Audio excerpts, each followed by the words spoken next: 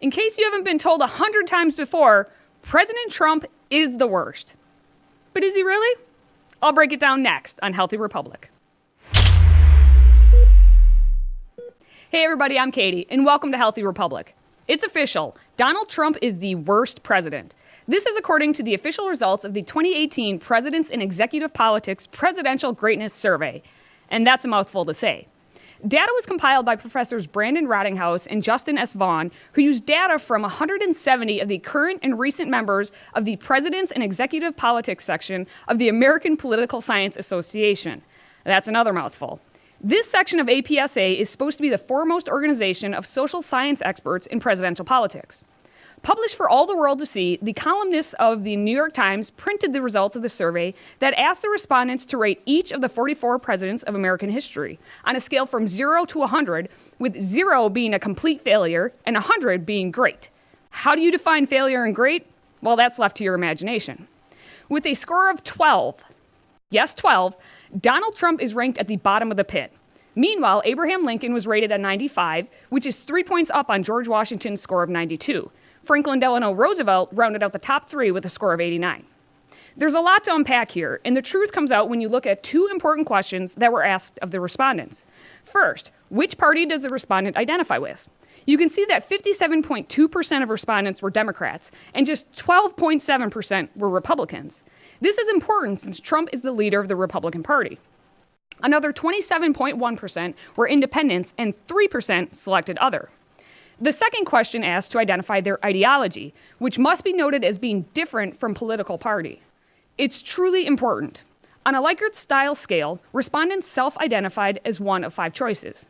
Based on the choices, you can see that more than 58% of the respondents were on the liberal side, 24% are moderate, and just 17% identify on the conservative side. You can see the bias jumping off the screen.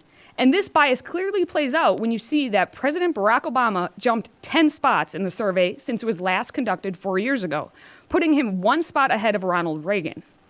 Obama's ranking altered the most of any president, moving from 18th all the way to 8th. This moved him into being a top 10 president.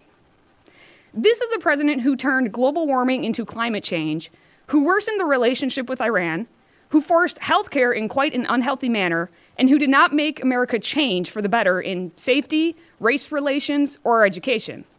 And don't forget about the ever-rising debt and deficits. And in case you missed it, I did say that the survey is conducted once every 4 years. This means that Obama was first ranked in 2014, well into his second presidential term. This also means that President Trump was ranked after being in office for 1 year. Before we get into what he actually did in his first year, let's take a quick look at who is circling the drain with President Trump. These 5 men make up the bottom of the barrel, with Democrat Andrew Johnson, who was impeached and missed conviction by a single vote, beating out the 4 others. Democrat Franklin Pierce actually thought getting rid of slavery was a threat to our nation. Between him and Democrat James Buchanan, the United States was set up for the Civil War. And then there is William Henry Harrison, who gave the longest inaugural address in history. How long was it, you ask? Forever. Forever. Forever. At 8,445 words, it took him almost 2 hours to read. And in the speech, he defended slavery. Harrison wanted to be rough and tough, so he didn't wear a jacket on a wet and cold day in March. A few weeks later, he caught pneumonia and died. You're killing me, Smalls! There's a lesson to be learned from that. Harrison was president for 1 month, and yet is ranked 2 spots ahead of Trump. I think we can all agree that Trump would not top the list of all-time best presidents. But let's be blunt. He is not the worst. Certainly not a 12. If you claim he is the worst, then you obviously have no understanding of the actions of our previous presidents or been paying any attention to the past year Trump has been in office. We've been told by leftist mainstream media that President Trump is the worst for actions not relating to his abilities as president of the United States. This is usually followed up by being told he is the worst after outright putting words into his mouth, or the media mouthpieces not understanding how a Republican system of government operates. And if you still do not know, we are a republic, not a democracy. As a daily reminder, you can get this Tumblr by joining the Petrick Club on FreedomProject.com. Yes, that is a shameless plug. All right, moving on. What has actually happened in Trump's first year? And I'm not talking about his rhetoric, but his actions. What actions have been taken during his presidency? Well, for starters, my paycheck increased. The GOP, with Trump's push, managed to actually pass tax reform. I like it. We continue to hear about billions of dollars coming back from overseas through companies such as Apple. The economy is getting better, and even a tick of improvement is a victory, since everyone believed America was going to implode if Trump was elected. Black unemployment is at its lowest, and illegal immigration is down. What's not to like? Internationally, the American embassy moved to Jerusalem. Good. We haven't heard much from ISIS because they are on the run, losing nearly all of their territory in Iraq and Syria. Good. And the U.S. will save a lot of money after pulling out of the Paris Climate Agreement. Good. I could go on. Now, don't misunderstand me. Trump has the potential to be the worst president, just as everyone who came before him did, and I argue several succeeded. But Trump still has 3 years in office, if not more, to determine the legacy of his presidency.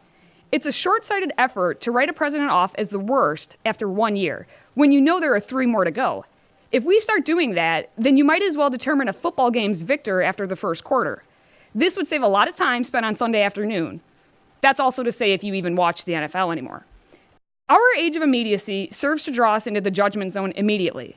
We have no patience to wait and see what is possible. Just to summarize, this survey, with respondents who are supposed to be the most knowledgeable about our presidents, identifies Donald Trump as the worst ever president after he's been in office for 1 year. This survey was answered by mostly professors who are ideologically liberal and who think Obama is a top 10 president. Now, here's the danger in publicizing this so-called expert survey.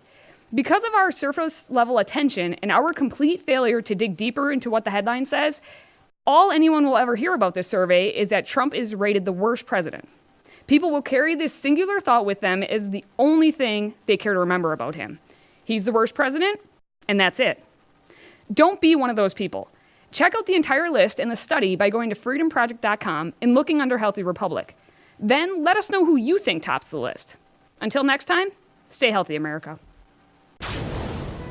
Hey everybody, if you liked that video, make sure to head over to FreedomProject.com where there'll be plenty of more videos with me and my Argyle.